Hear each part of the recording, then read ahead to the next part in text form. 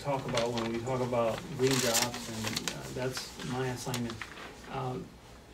For me, it's an exciting time. And the reason for that is because at the business school, and especially when you talk about the future and the possibilities of looking for new opportunities, not only for workers, but for investors, the understanding of what green jobs means is quite important, not just for mainstream Americans, but also for minorities. So what does it mean, or what would that mean to Latinos? I think that there might be three indicators of understanding what a green job is, and not everything that is green is a green job.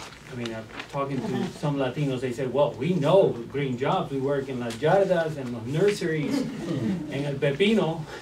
And so the truth is that if you look at the history of North Carolina, in the areas where we have done well, whether it is military, whether it is agriculture, whether it is construction, Latinos are very much involved. Now, in terms of green jobs, the three indicators I would look at are these. One is that you have wages and benefits that can provide to a family. So there is an impact there in terms of the capacity for a quality job. The second one would be that that job presents a career path, meaning there is upward mobility in a job of this nature. The third one, and is for most politicians the one they talk a lot about, is the fact that there is an impact to the quality of our environment. And so when you look at a job, to really identify that job as a green job, you have to have those three markers that certainly give you an opportunity to feed your family.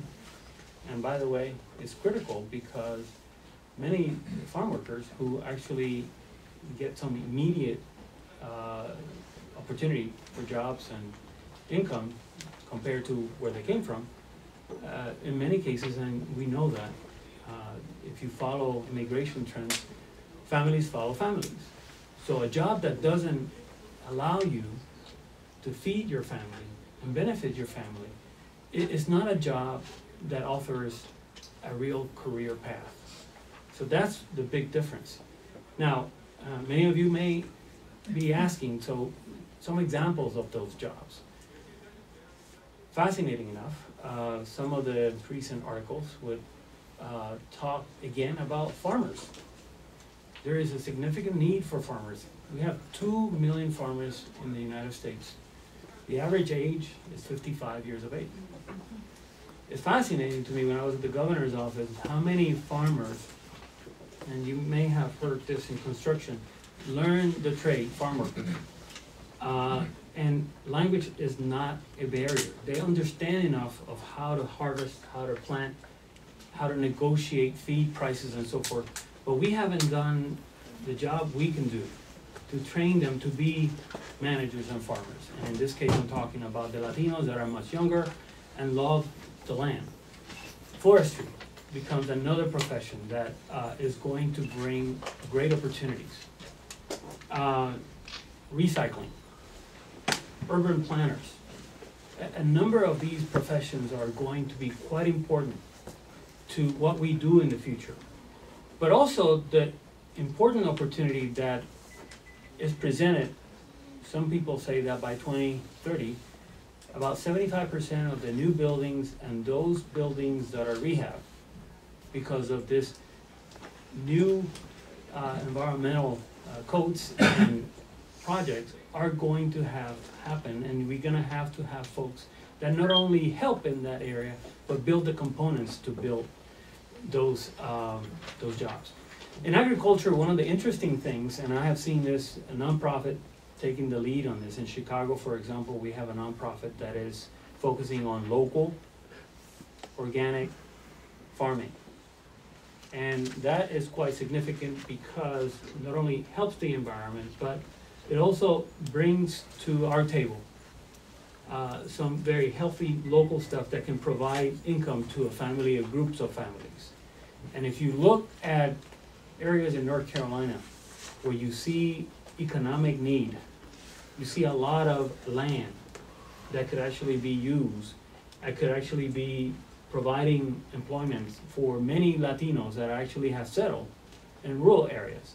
But again, you have to look into jobs that would give you opportunities to support your family, a career path where there is learning as you're doing your job.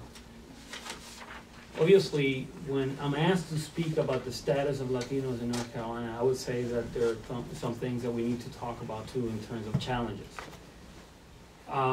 If I look at the future, I could say with certainty that there will be a generation of Latinos that would have a much better opportunity to get educated and to get some of the jobs we're talking about. That third generation perhaps, or that second generation, many of you that study immigration theory, you know that it goes from the 3 Ps, the peddler, painter, professional.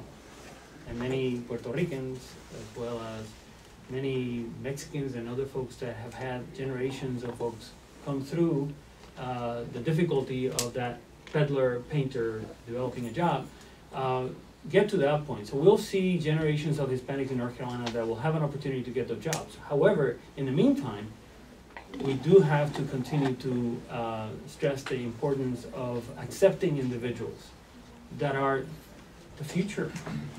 We talk about agriculture, we talk about forestry, we talk about recycling. Jobs that perhaps will help us if we allow them to get an education in the community college system or in the university system. We continue to talk about the issues of our neighbors and their status, and not realizing that the quality of our life is directly related to the quality of the life that they live. The other part that I think we need to do much better is in the hub, the historically underutilized business and the minority-owned business. It is unfortunate that we have individuals that have the trade, but yet are not certified and not given the opportunity to bid on projects. That we, based on federal law and state law, must provide a set-aside to minorities. And by the way, there is a lot of protection of those set-asides in many cities, this being one, and you recycle the same folks. So some of those challenges are present, they need to be addressed, and the final point that I would like to make is that it is very evident that North Carolina's agriculture will continue to be quite important to our state as well as military. And just listen to the governor speak when she talks about the military and the maintaining of those bases here. Many Latinos are in those areas participating, defending our flag and our country. And I think that it is important that we connect with those so we can foster an environment of appreciation for these green jobs that hopefully will open our economy and will make us better in the future. And that was more than 5 minutes, but I am very sorry. Thank you very much.